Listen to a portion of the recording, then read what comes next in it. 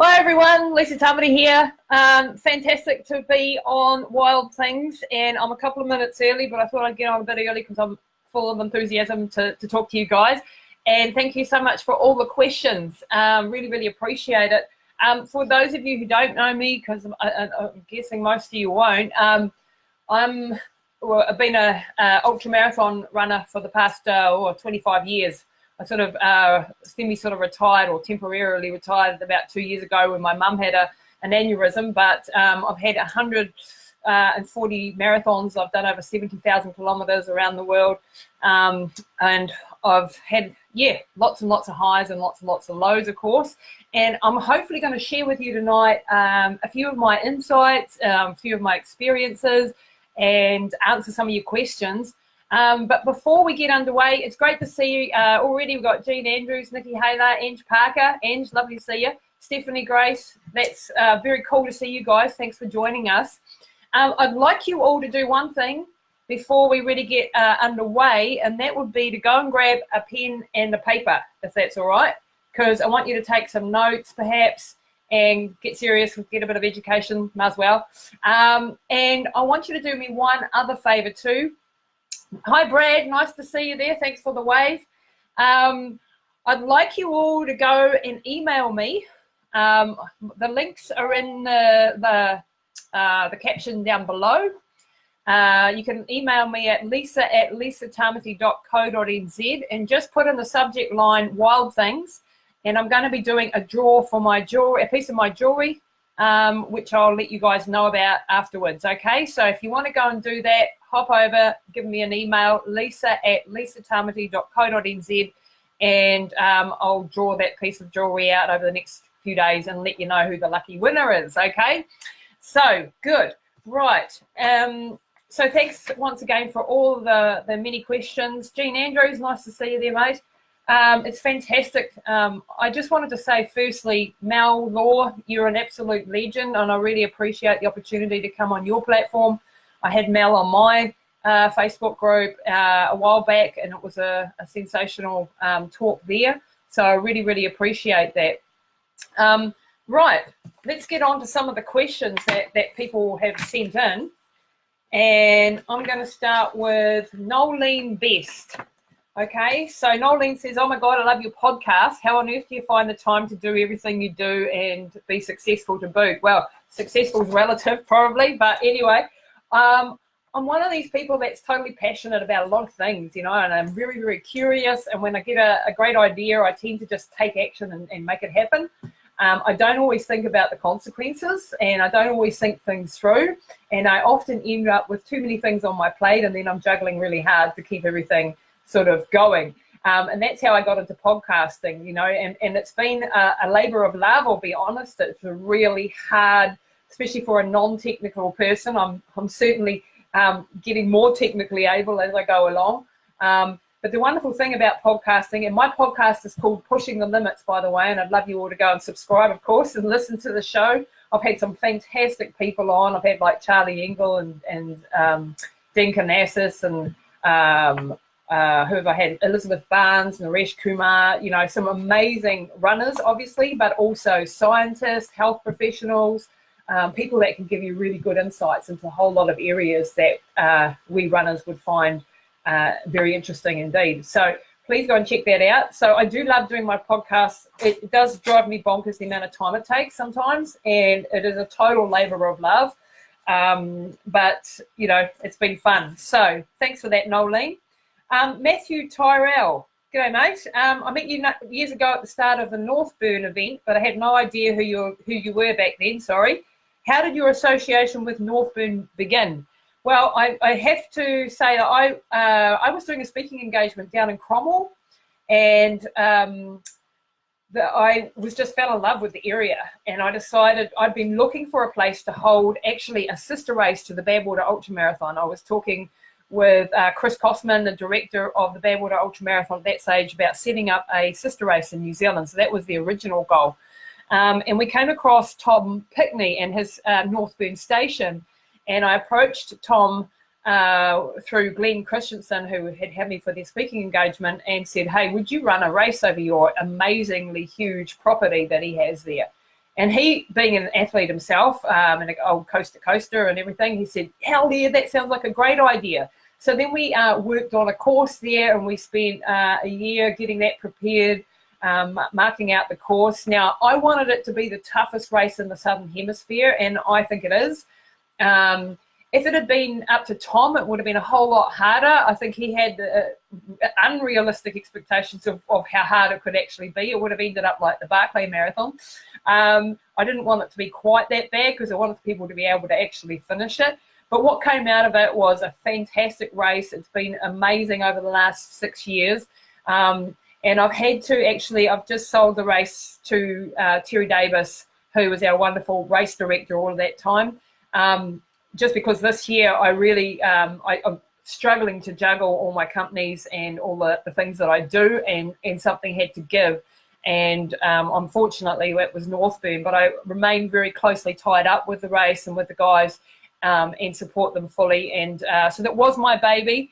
And I'm now, letting it be free and go on. And I hope a lot of you guys go and do Northburn. It is an amazing race. I really wanted to make it a family atmosphere there. I'm not so much into the elite runners. I don't really care about the top end of the field. I'm more about making it an experience, a life-changing experience for people. And that's what I think we've done with Northburn.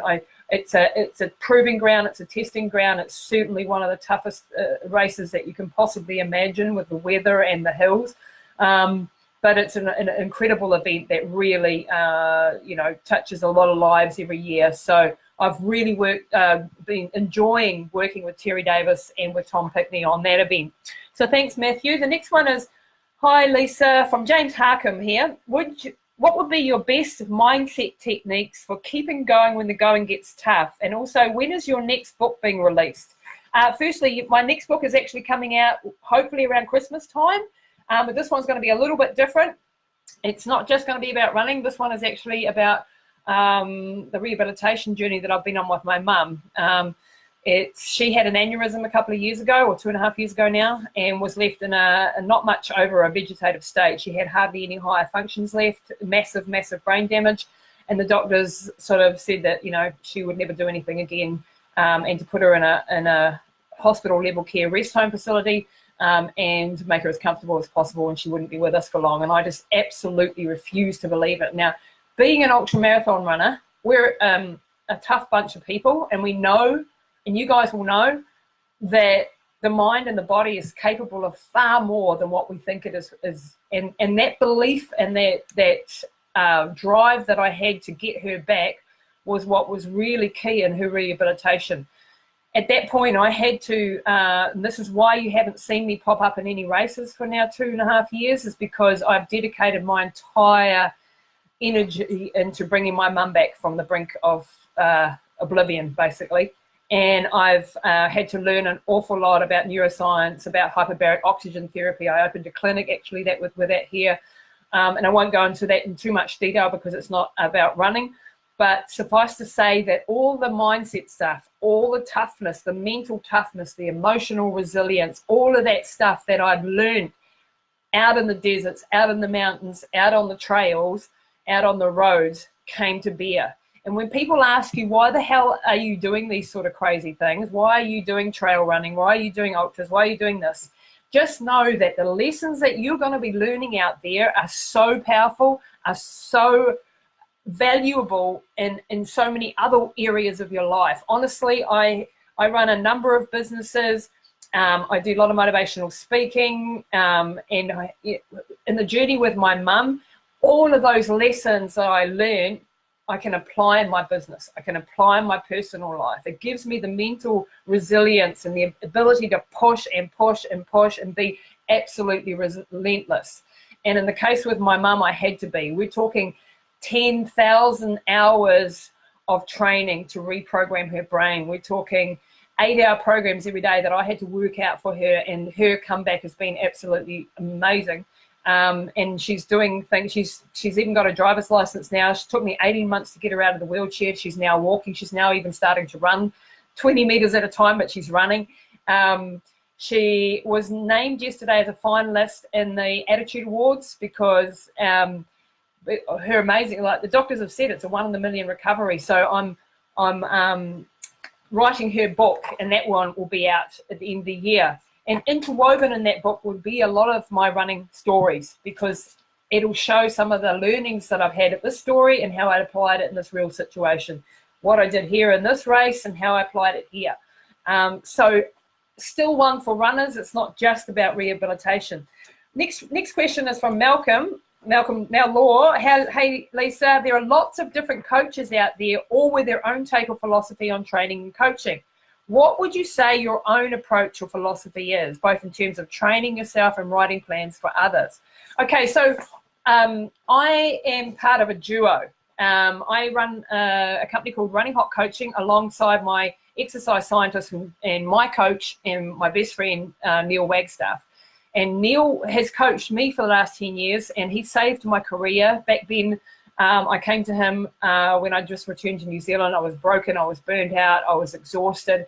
He completely revolutionized the way I train. He cut my mileage in half. He did a lot of strength work with me. He got me into mobility training. He changed my diet.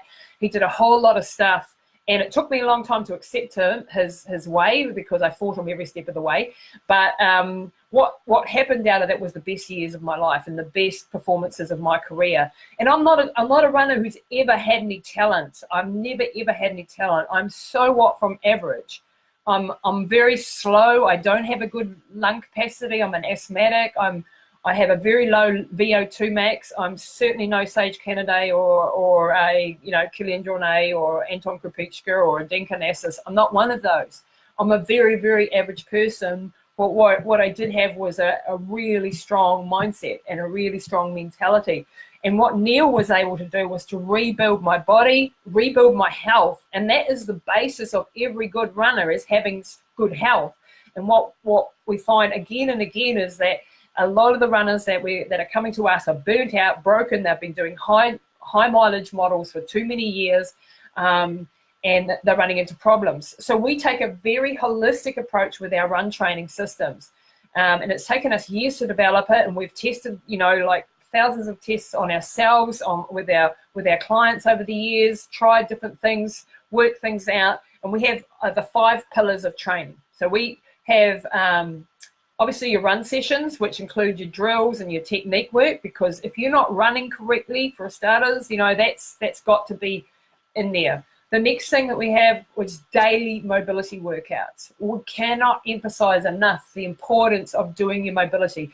From mobility, I mean, so your things like yoga, Pilates, stretching, myofascial release work, working with black roll products, balls, foam rollers, all of that sort of stuff.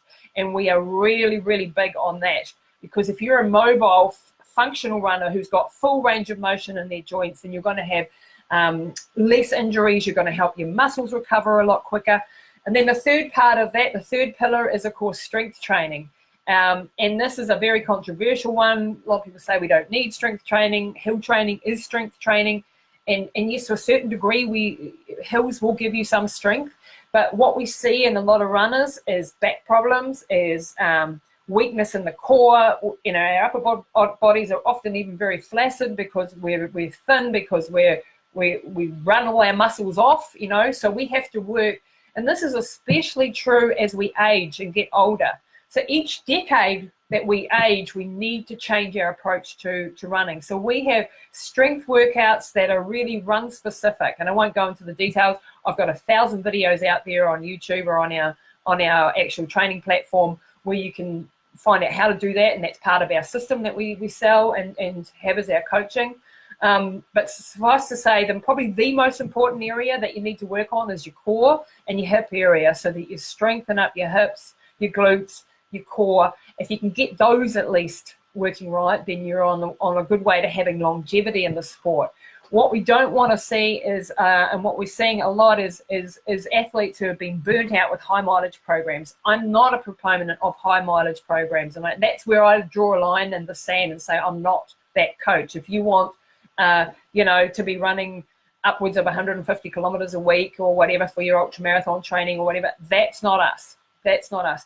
And the reason we do that is because we can get far more quality training on far less kilometers, okay? And when you build in the other aspects of the training, your mobility, your strength, and all you're working on your mindset and all the rest of it, then you're going to need those hours as well. So we aren't about collecting as many kilometers on your Strava account as possible. And yes, those high mileage models work. They work especially for the 20 to 30-year-old set of elite athletes. They're fine with it, yeah.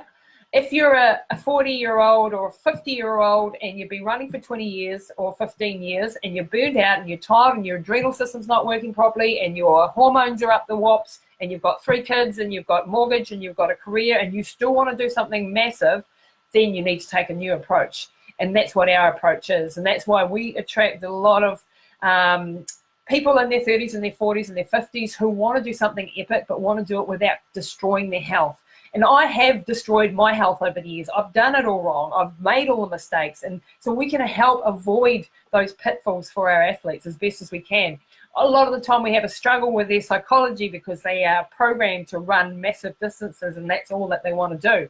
And that doesn't work. It doesn't work over the long term. So if you want to be running when you're 70, you know, that's what I want for my athletes. I don't want them to be broken and burnt out in 2 years' time and not running. So that's what we do at Running Hot Coaching. We have 2 coaching levels. We have the standard program, which is called the Running Start program, and that's $260 a year. Everything's in US because we train people, hundreds of athletes all around the world, so it's all based in US dollars, I'm afraid. So $260 a year, and that gets you 15 fully periodized training plans from 5 kilometers up to ultramarathon, with your mobility workouts, with your strength workouts, with clean eating plans, with mindset advice. And we've built a huge library of resources over the last 3.5 years that Neil and I have been doing this, with hundreds of videos and hundreds of workouts, articles, podcasts, you name it, it's all on there. And that's all. And then we have a closed Facebook group where we do regular webinars and question and answer sessions and provide constant feedback for people. And then we also have a personalized coaching level, which is a little bit more expensive, obviously, because you're working one-on-one with one of our coaches. I don't do the one-on-ones personally because we're overseeing, you know, hundreds of athletes. So that's why it's just not possible. But we have handpicked and trained a couple of great coaches, and they work one-on-one, and then Neil and I provide all the content and we do all the stuff on our Facebook group, so we get to answer your questions on there, we talk to you on there, and then of course there's always email if necessary. So that's what we do at Running Hot Coaching. We also do health programs. So we have a program called Epigenetics Express, which we're really excited about. Neil's just finished his training a few months ago as a certified PH 360 trainer. And this program is put together by hundreds of scientists over the past 20 years. And it draws on the disciplines of 15 different areas of science. And what it does is it takes all these measurements. You have to fill out a really long questionnaire that takes about an hour, all these body measurements, and it tells us how your genetics are expressing right now for you. So what this does for us as coaches is absolutely amazing, because we can tell you exactly what time of the day to train. We can tell you when your hormones are replacing. We can tell you what your sleep patterns would ideally be. We can tell you what foods exactly you should be eating for your body type, for your genetic type. We can tell you what type of exercise you should be doing if you want to be in your optimal for your, we can tell you what learning environment you do best in, what social environment, what personality traits. This is an amazing tool, and it's so powerful to have this as coaches. And I've put the link down below if anyone is interested in finding out more about this, because the one size fits all approach that has happened for the last, you know, however long fitness has been around for, is based on certain body types. Now, the whole fitness industry is based on 2 of the body types, and these are the crusaders and the activators, which are 2 of the epigenetic types. And of course, it means that most of the personal trainers that you see, or most of the trainers out there, are one of these 2 types. And so for our body type, what we're training will work for us, but it won't necessarily work for other types of people. And so that we can, with this tool, we can see what type you are, exactly how you should train. So where for me, I actually work really well with short, high-intensity CrossFit, high-intensity workouts, interval training, that sort of thing. And so I know that about my body type, and that's where my hormones react best, and that's how my body reacts best. And so actually I've done 25 years of ultra endurance running, and it's not to say that I can't do that, but it's actually going against my nature. It's actually going against my natural abilities, and which is fine. I can, at least I can know that, and then I can work with it, and I can give my body the different training structures that it needs and the different timings. And it will tell you, like, for example, I should not be training early morning. I've always known that I was no good in the morning. And this bore out in the epigenetics testing when it came out that my best training is from 3 until 6 in the afternoon is my absolute optimal time. Now, I don't always get to train in that time because life gets in the way, but that is my optimal time when my muscle contractility is at its best, and so on. So it's finding out how your body works. For example, my husband he's a diplomat type. He should have 3 meals a day. He should be having a very slow start to the day. He should also be training in the afternoon. I should be having 6 meals a day. I'm a very fast burner. I need high intensity. I need challenge. So we're all very different, and this enabled us to personalize it really to you. So that's how that works. So on to the next question. This one's from Katie Baker. What do you find, or what do you turn to keep you going with your training or racing when you're at your lowest ebb, whether due to physical exhaustion near the end of an ultra or emotional exhaustion due to challenges in your personal life? Well, Katie, I've had a life full of massive challenges, some self-imposed ones, obviously with the ultramarathon running and the expeditions and the adventure life that I've led, and some things thrust upon me like mum's situation. And when I was a young girl, I had no confidence, I had no self-esteem, I was in a very abusive relationship for many years, and my self-esteem was very low. And running gave me my confidence back. It rebuilt my entire life, and this is why I'm so passionate about the sport, is because without running, I do not believe that I would be here. I suffered major mental health issues, major depression and so on in my young years. I tried to commit suicide a couple of times. I was in a very bad shape for a long time, and running saved my life. And this is why I'm so very passionate about it, being such a way for people to develop not only for me, it's a way of life. It's not just a sport. It's not just a hobby. It's not something I just do on the side. This is what I love to teach. This is what I love to share the experiences, because it really strengthens your mind and it strengthens your character, and you learn so much about your own ability to cope with things and your own limitations and your own strengths when you keep pushing your limits in endurance or in sport art.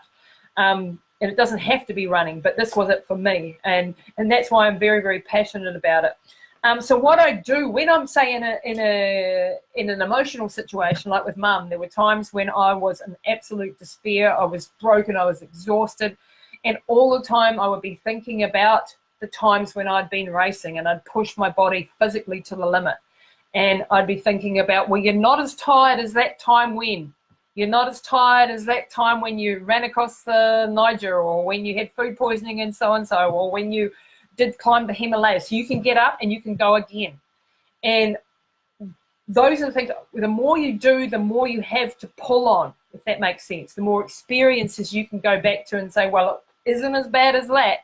And that's how I started actually my running career. So the very first desert crossing that I did was not an ultramarathon. This was an expedition, and it was a 4-person expedition across the Libyan desert. The stories in my first book, Running Hot. And the boyfriend of 5 years, the one that was rather abusive and put me down for many, many, many years, he broke up with me in the middle of the Libyan desert. Now, we had to walk 250 kilometers, and we had no outside help, and we had 2 liters of water a day, and we had 35 kilo plus backpacks. And I was 58 kilos at the time. It was almost 2/3 of my body weight. And to walk 45 kilos, kilometers in 40 degrees plus heat, it was pretty extreme. And I had boots that were too small because my feet swelled, and the blisters were horrific, and the dehydration was horrific. I actually took away permanent kidney damage from it, which I'm still dealing with today. And that was my very first desert.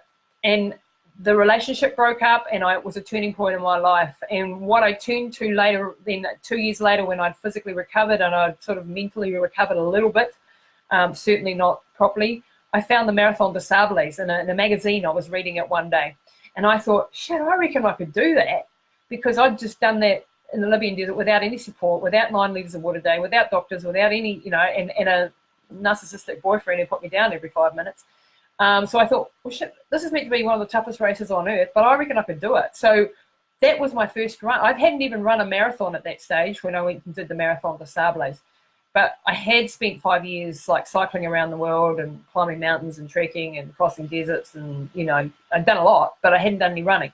So when I went to the Marathon des Sables, that was just an eye-opener for me. I was surrounded by the most amazing, because you know what ultramarathon runners are like, amazing people, positive, who were supportive, who told me I was great and I was doing well, and I just blossomed and I just grew, and that's why I became totally addicted to ultramarathon running, because I wanted to repeat that experience again and again and again. Of course, yeah, the rest is history. So what I do when I'm in my lowest in an ultramarathon is I have to understand my why. Before I go into a race, I have some very deep, dark conversations with myself about why I want to do this event, what it is that's driving me. I have to understand my motivations, yeah? Because if I'm going to go and I'm going to push my body to the absolute extreme, I'm going to be in torturous pain, I'm going to be exhausted beyond belief, I'm going to be hurting, you know, I'm going to be risking my life and my health, then I have to understand why the hell I'm doing it.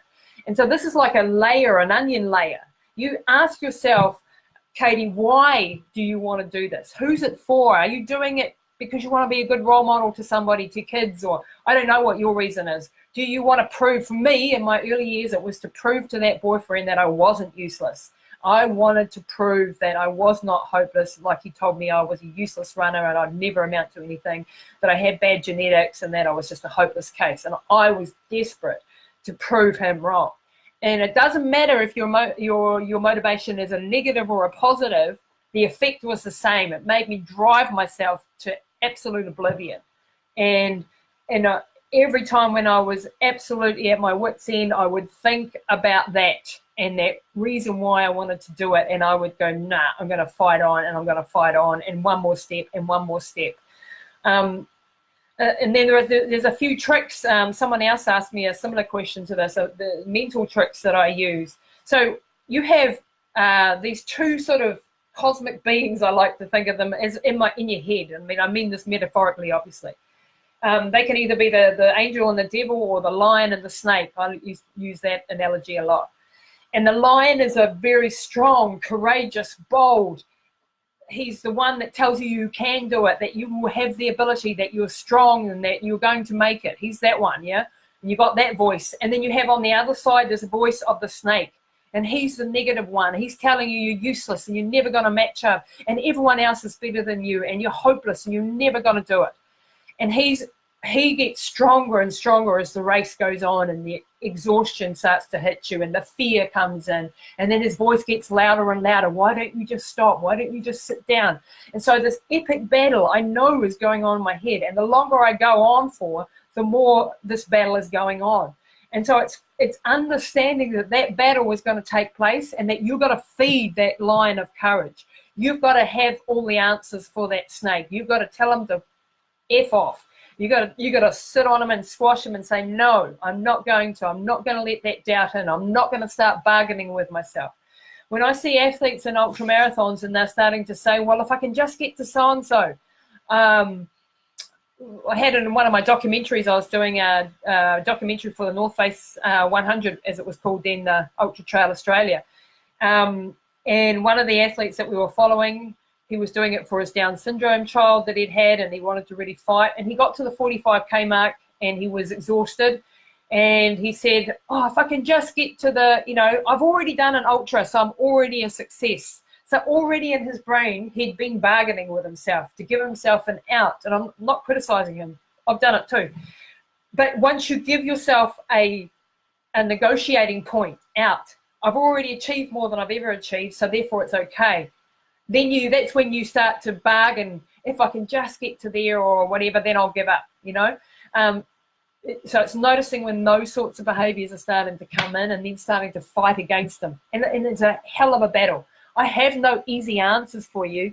There is no magic zone that you get into that they often talk about. There will be times when you're in the zone and you're exhilarated and you're just like, woohoo, I'm doing it, I'm smashing it, I'm making it. And there will be times when you just want to die. You just want to sit down on the ground and stop and cry. And that's at times when, you know, you also rely on other people. I've had times in multi-day stage races or in races like La Ultra where I had a crew, where my crew just went above and beyond. One comes to mind with the La Ultra, the high, with my team there. They were just 222 kilometers over the 2 highest passes in the Himalayas. And that was, we were at a point at the second massive pass that we were going up Tangling La. And we'd been out there for 40-something hours, and I'd had heat exhaustion in the morning. I now had hypothermia. I'd had sleep deprivation, obviously, and the altitude was just mind-blowing. I had asthma, and we would have convoys of trucks coming through. Convoys of trucks coming through that were just spewing out unfiltered diesel. And I had at one point like just a full-on asthma attack and a panic attack on top of it. And I just thought I couldn't make it, and I was fighting really like step for step. I'm talking 3 Ks an hour, I'm not talking running. And by the way, in a lot of ultras there's a lot of walking. There's a myth out there that we run the entire things. Well, maybe if you're Dean Canassis or someone, but most of us mere mortals have to walk parts of it. So I was down to a very slow walk, very slow, 3 Ks an hour, 100 steps. Your breathing is just, you've got about 30% of the oxygen up there than you have down here at sea level. So that's not enough oxygen getting to your brain, not enough oxygen getting to your muscles. So everything is slowed down. On top of that, you've been out there for 40-something hours and you're absolutely toast. So this one pushed me really hard to the limit. And it got to a point where I thought I was 2 Ks from the top of Tangling La Pass, which was in my mind the whole way. And then one of my guys, Josh, came over and he said, "No, Lisa, it's 6 kilometers, it's 6 Ks to the top." And I thought, that's it. I can't cope. I just fell on the ground in the snowstorm, -degrees, freezing cold, and absolute exhaustion. And I just said, that, broke down crying. I can't do it. That's me. I'm done. I'm sorry, guys. And all my crew, they gathered around me and they said, "Oh, Lisa, we're so proud of you. You're just absolutely amazing. We're so proud of you, and it's okay. It's okay that you failed." And then one guy came over to me who was in my crew, Chris Ward, amazing guy, and he came over and he sat down in front of me and he shook me, and I could tell he wanted to, slap me, but he didn't, being a gentleman. But he shook me and he said, "There is no fucking way you're going to fail." Oh, excuse my language. "No way you are going to fail now. I'm not going to let you, and I'm going to make you walk up to the top of the pass, and we're going to get you there, and I'm going to stay out here with you every step of the way." And that's what they did. And that's what you need sometimes. You need a mate to come along and pick you up and say, "Come on, we're going to get to the next point." And they got me up to the top of the pass, and then I managed to finish in 53 hours and 5 minutes. Bloody long way. And I was the second woman to cross the line there behind Sharon Gator, which was a real honour because she's a world champion and an absolute amazing lady who I think was 55 years old at the time, and an asthmatic, and so age is no barrier, your sex is no barrier, your mindset is the only thing that matters. Your lack of talent, the lack of genetic ability, all of those things don't matter in an ultra, really. The most that matters is, can you keep it up? Can you keep it together up there? Can you be tough enough to handle it up there? And, there have been times where I've failed miserably. And those ones where I've failed miserably have usually been because I've gone into a race and I've had some other crap in my head and I haven't been focused on the event. I've had relationship problems, or I've had, crises going on at home, or family problems. And in those times, those are the times where I fail, because I haven't had that full on focus on that one goal. And that's okay. It's part of the learning process. So back to some of the questions here before I get carried away. Stephanie Berry. Hi, Lisa. What kind of advice do you give runners who have a chronic ongoing condition that results in slower recovery times and continual pain, but who are determined to continue exercising and working towards ultras, etc.? Well, firstly, Stephanie, I don't know, obviously, your medical background, so I cannot comment, obviously, and I couldn't anyway because I'm not a doctor, on your specific chronic ongoing problems. However, what we are seeing very commonly now, a lot of people coming to us who have adrenal problems, and there are people out there who don't believe in adrenal exhaustion. I believe in it. I've experienced it. I know there is such a thing. And there are people who are burnt out. There are people who have hormone troubles. There are a number of reasons why you could be having slower recovery time. What I would suggest is that you, for starters, do the epigenetic program, find out what the heck's going on. And there's some other tests that we also do, blood tests and cortisol testing and that sort of thing, hair and tissue analysis. Some of these cost money, obviously. But if you want to get to the bottom of actually where your body is at, so that we can then work out how do we get you healthy, and then we can work further on getting you towards your goals, if that makes sense. And it's doable. It just takes a little bit more time and being sensible. Now, I have, as I mentioned earlier, permanent kidney problems. I have problems with my electrolytes because of what I've done to my body.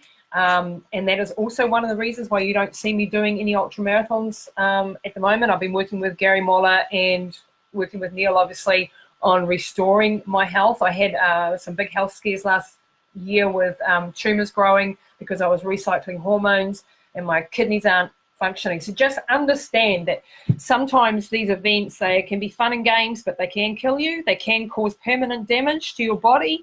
So just be very, very careful what you're doing. Do it with experienced advice.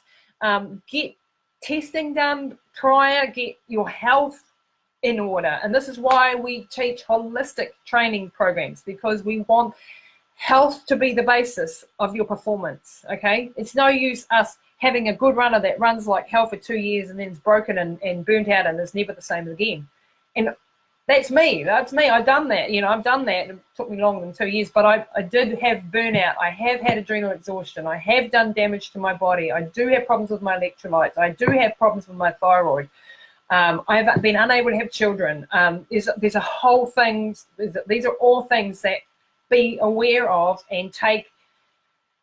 I'm not saying don't do them. I'm not saying don't take the risk. All I'm saying is that prepare for them, know what you're doing, get yourself as healthy as you possibly can. So when you go and do these challenges, that you are prepared properly, if that makes sense, Stephanie. So I'd love to talk to you, Stephanie, personally about what you actually have and what's going on and how we can get you to those ultramarathons, because it is epic. It is epic if you can get there. Kerry Suda, amazing. So another one of the fabulous coaches from New Zealand. Thanks for your question, mate. You've been coaching for a while now. What have you done in terms of formal qualifications, and how have you developed professionally as a coach? What advice would you give to other coaches looking to further their education? Well, I've got a sports management degree, and I've also got a CrossFit endurance certificate. And I'm also studying under Neil, my business partner, for level 3 and 4 fitness qualifications. I'm about to go and do my epigenetics training later on this year. And that is one of the reasons why I teamed up with Neil, because he's an exercise scientist. He has exercise science degrees. He's a coach and health practitioner. He's an assessor for Skills Active. He's written the programs for the personal trainers. He has trained hundreds of coaches over the years.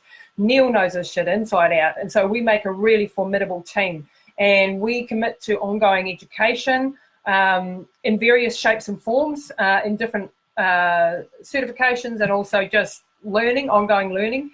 And for me, it's not just about the certificate on the wall, as good as that always is.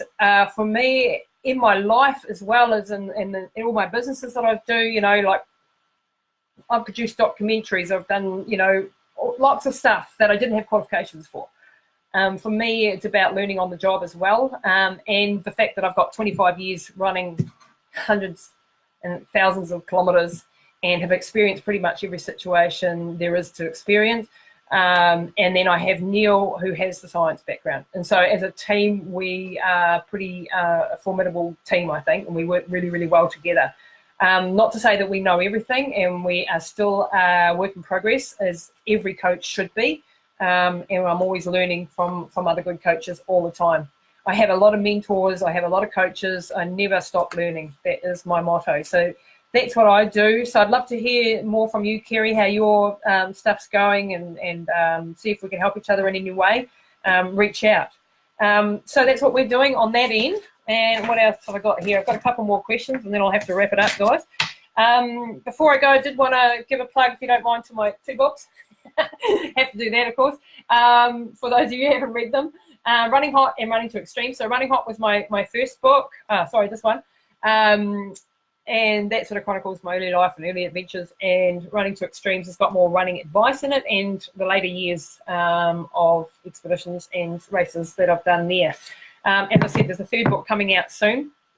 I also have a line of jewelry. I've got a few pieces here, and I'm going to, from those people that email me, as I said earlier, if you send me an email, I'm going to pull out from all those people who emailed me, and feel free to ask me questions too, of course, on there.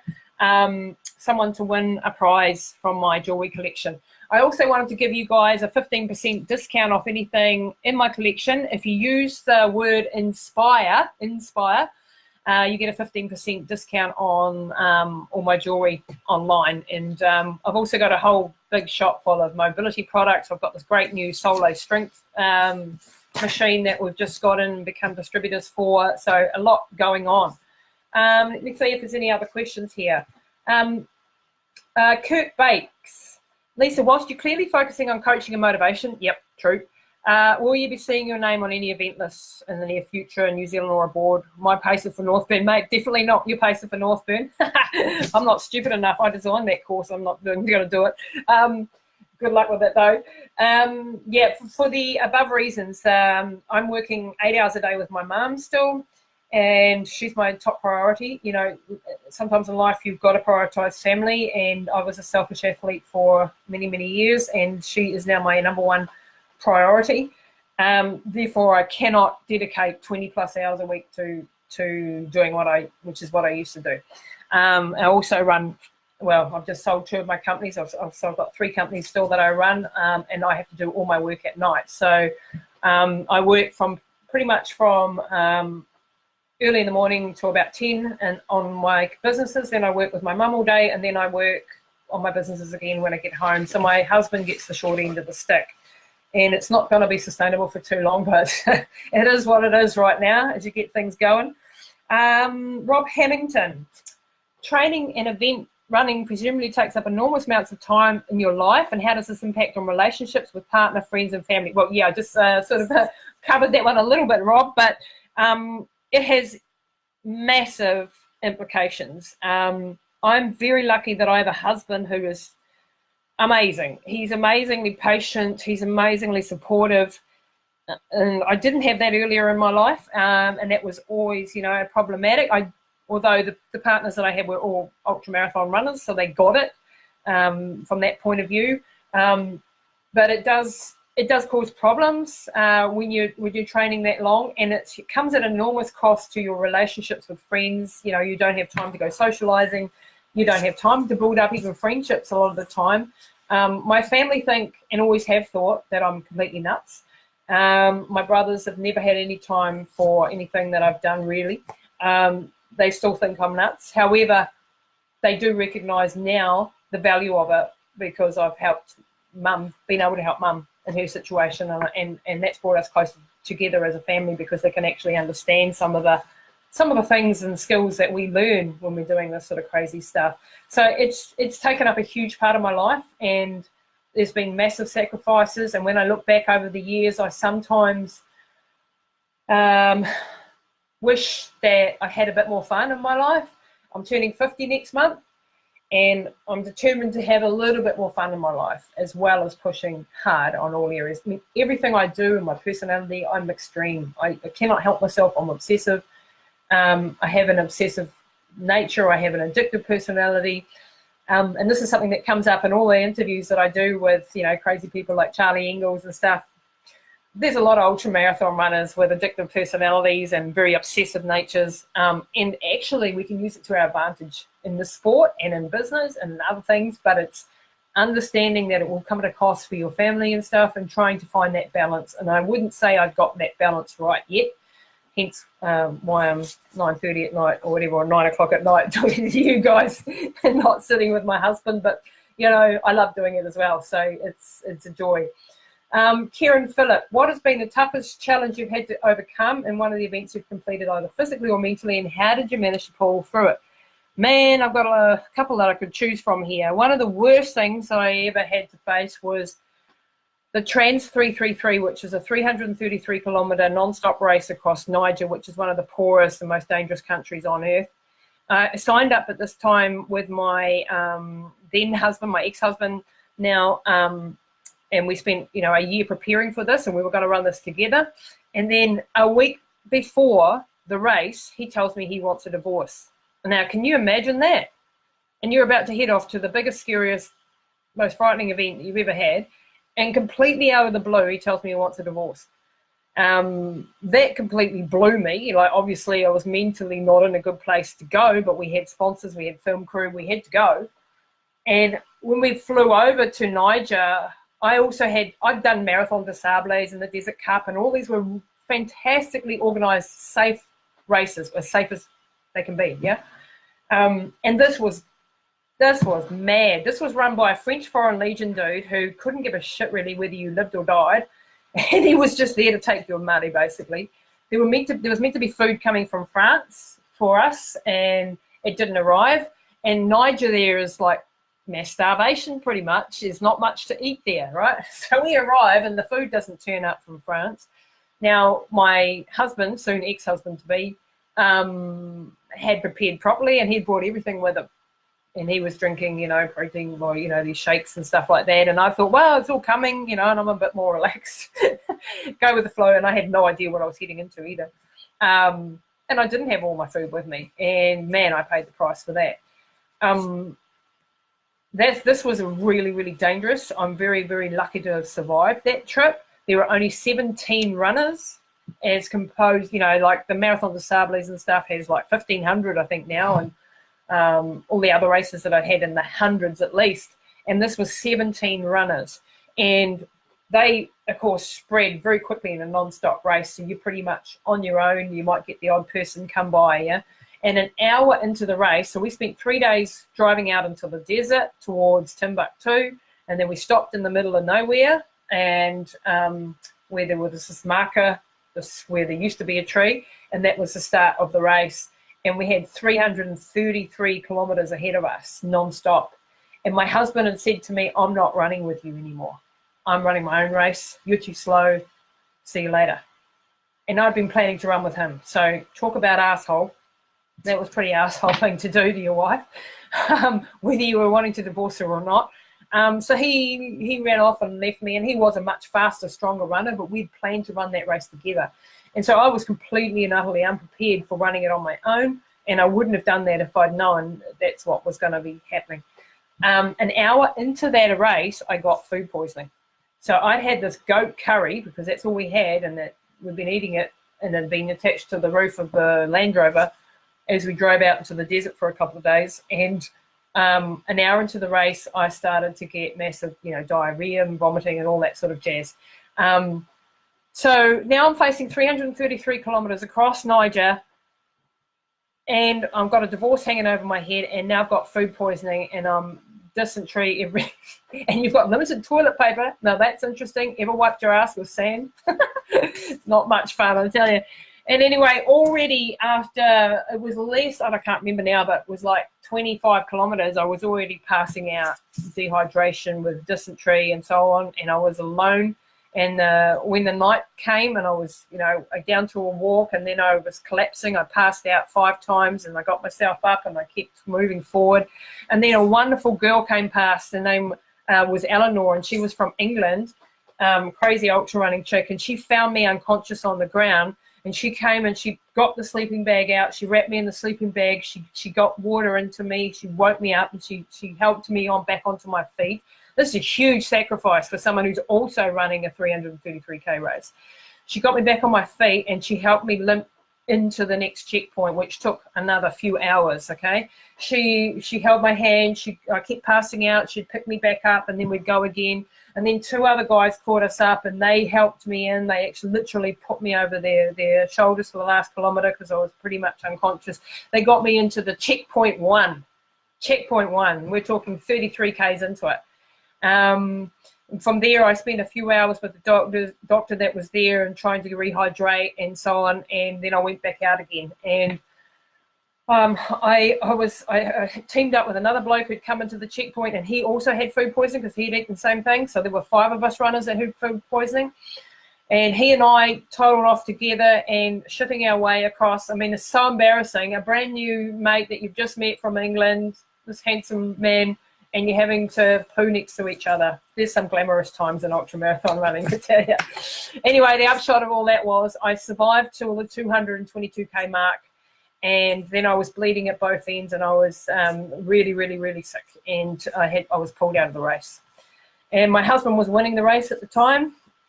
And that hurt even more. But I was pulled out of the race, and I said I want to go and see him. They took me up to him in the Land Rover, and he was in dire straits too. And even though he was at the front of the race, he was dehydrated. They'd run out of water. They didn't even have water at this race, you know. It was horrific. So be careful what race you go into. Make sure there's good organisation, okay? Because this was pretty damn dangerous. Another couple of things that happened to me on that race was that I had like convoys come through, and you're running alone, and then a convoy came through, a military convoy, because they had it was a war zone, because they'd found, the Chinese had found oil. They're doing oil exploration in the Sahara against the wishes of the local people, of corrupt government. So they had these military convoys that were protecting the oil. And, you know, this comes thundering past you, and you're just running all by yourself there. And then I had another time where a truck pulled up next to me, and I was all alone, and there was 150 Bedouin or Tuareg men or whatever they were up on this truck. And it was the salt caravans, because it was the salt caravan route, you know. And they pulled up next to me, and they said in French, "Where the hell are you going? You know, like, get up on the truck, you're going to die." And I said, "No, I'm going to Agadir. It's a race," you know, in my non-existent French. And I thought, I am in deep shit. These guys are going to take me, and no one will ever find me, and that'll be it. And I don't know, you know, they didn't. They just left me, and I wouldn't get on the truck, and eventually they just took off and left me. They didn't do anything to me, and I was just like, man, that could have gone really bad. That could have really gone bad. So that was probably one of my worst races. The Libyan desert would have been another one, and then one of the best races. I think someone asked me which was my best race. Who asked me that? No, I can't say it. Someone asked me what my best run was. I would have to say the one in the Himalayas, La Ultra, the high, the one at extreme altitude. I never want to do it again. Nearly killed me, but I got there, and that was my team were just amazing. I've got a documentary. I'd love you guys to go and check out those documentaries. Once again, the link is in the description below. There's a free membership site with 5 of my documentaries, including the Niger. Is Niger in there? I've only put some of my docos. There's more to be put up, but I'll get to them. I'm waffling. Hang on. So the last thing I think was, so what do you do? Katie Baker asked, what do you do when you're at your wit's end, broken in life or a race, pretty much? Yeah, so a couple of tricks for you is obviously understanding your why, knowing your motivation. And then in the race itself, I use little tricks like, when I was standing at the start line of the run through New Zealand, I had 2,250 kilometres to go, and I'd spent so much time organising and preparing that I really hadn't thought about the distance. And I'd never run that sort of a distance. We're talking about 500 kilometres a week.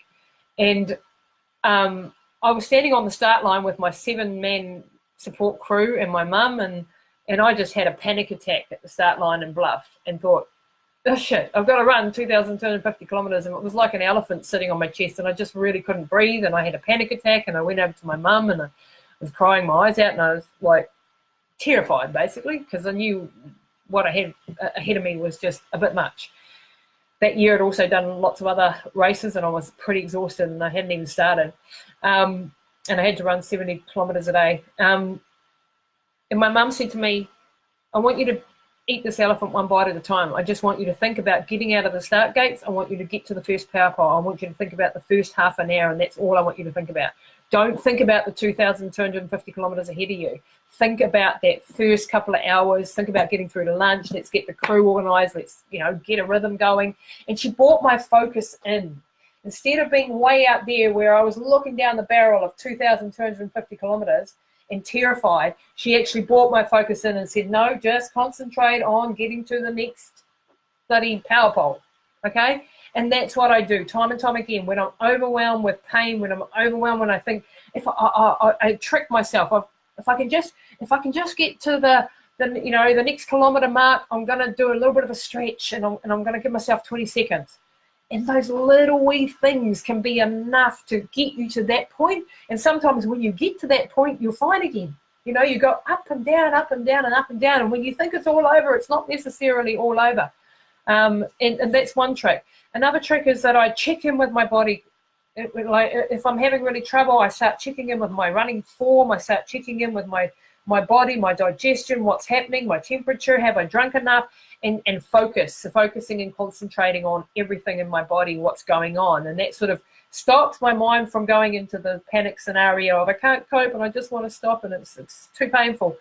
Another trick that I use is I go off to my happy place. So this is disassociation. So disassociation is when you are off in Never Never Land and you are in your happy place. You know, for me, it might be swimming with the whales and dreaming. I always dream of one day swimming with the whales. And so I'm on some tropical island and I'm heading off into the blue water and I'm swimming with the whales and it's beautiful. And I'm in my head, I'm in a different space, or I might be writing my book or planning my business or renovating my house or something that keeps my brain focused. Or if I've got a fantastic crew, they used to come out and I'd say, come out and tell me some stories, just talk to me, tell me jokes, do anything. I was running around Mount Taranaki one stage doing 100-mile around there, and I had the coolest crew, the funniest boys, and I had that one guy, Nick, come out, and I was in, desperate state, and I'd been running all night, and I was toast and so on, and wobbling along. And he jumps out in front of me in a G-string and starts running along and showing off. And it was just hilarious, and it was just what I needed to laugh, to get my mind off the pain and to keep going. And he got me through to the next checkpoint, and hey, that's cool, and it was funny. So it's little things like that that really help you. Today I met up with my good friend Megan Stewart, who's been my paramedic at Death Valley, and also was my crew chief on the run through New Zealand. And she's just come back. One of our athletes, Gregor, from Norway, who had been training for 4 years, finally qualified for Badwater. That was his ultimate goal. It took us 4 years to get him there, from being an overweight smoker who could run to the letterbox to Death Valley in less than 4 years. It's pretty epic. And I couldn't go because of my mum, so I sent my mate Megan, and she just told me how epic it was and how broken he was and how times when he wanted to chuck it in, and she kicked his ass back out there. And we all need people to kick our asses and keep ourselves going and keep ourselves motivated. So anyway, guys, thank you so much for your time tonight. Thanks, everybody, for listening. I know I've waffled on plenty. Please go and check out some of those links. Please reach out to me if you've got a question, if you've got a challenge. If you want a training, of course, we'd love to have you come and join us at Running Hot Coaching. You can either join on the standard plans or on the personalised. If you need help with your health, then please come and check out our Epigenetics program. And anything else, check out the jewellery, check out the books. We've got lots to sell, but we have lots of fun. And thank you very much, guys, for your time tonight. I really appreciate it. See you guys.